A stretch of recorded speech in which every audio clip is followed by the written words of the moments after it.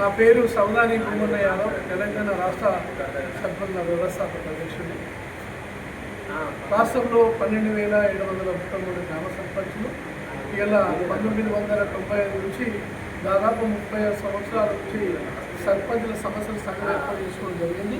సర్పంచుల సమస్యలపైన పోరాటం చేస్తూ కులాలకు అతీతంగా, పార్టీలకు అతీతంగా, మతాలకు అతీతంగా సంఘాన్ని ఏర్పాటు చేసుకొని అప్పుడు ఉమ్మడి రాష్ట్రంలో 21,940 గ్రామ పంచాయతీలు ఉంటే తెలంగాణ రాష్ట్రంలో 12,730 గ్రామ పంచాయతీలు ఉన్నాయి.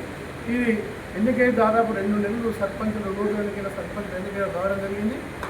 ఈ విధంగా రాష్ట్ర వ్యాప్తంగా దాదాపు 12 జిల్లాలను ఇలా జిల్లా కమిటీలు వేసుకుంటూ వస్తూ ఇవాళ ఈరోజు సిద్దిపేట జిల్లా అధ్యక్షులుగా బాలరెడ్డి గారిని ఎన్నికడం జరిగింది.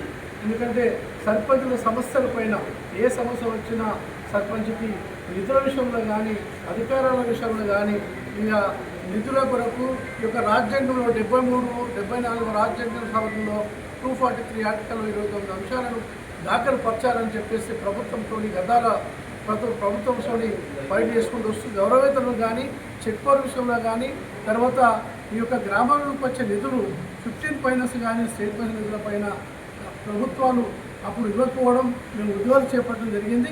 ఇవాళ రాష్ట్ర ప్రభుత్వం, రాష్ట్ర ముఖ్యమంత్రి రేవంత్ రెడ్డి గారు కూడా ఇవాళ స్థానిక సంస్థలకు వారికి అభినందన తెలపాలి. ఎందుకంటే మేజర్ గ్రామ పంచాయతీ 10 లక్షలు, మైనర్ గ్రామ పంచాయతీ 5 లక్షలు వారు ఇవ్వడం జరిగింది. కొత్తగా ఎన్నికైన సందర్భంలో వారికి కానీ పంచాయతీ శాఖ మంత్రి సీతక్క గారి మేము సర్పంచ్ సంఘం నుంచి వారికి అభినందన తెలుపుతున్నాం.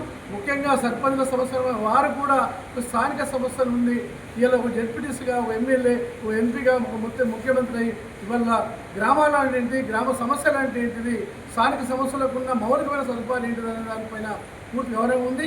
వారు కూడా సర్పంచులను కూడా స్పందించి నిధుల విషయంలోకి వస్తే ఇవాళ గ్రామాలను విడుదల చేయాలని వారు ఆలోచన ఉన్నారు. కాబట్టి ఇవాళ ప్రజలు కూడా ముఖ్యంగా ఇలా రేవంత్ రెడ్డి గారి 2.5 సంవత్సరాల పదకాలంలో ఇలా చూడండి స్థానిక సర్పంచులు కూడా మెజార్టీ సర్పంచులు ఇలా రేవంత్ గారి సానుకూలంగా మెజార్టీ సర్పంచ్ గెలవడం జరిగింది. ఇలా మున్సిపాలిటీ తీసుకున్నట్టుంటే, కార్పొరేషన్ తీసుకున్నట్టుంటే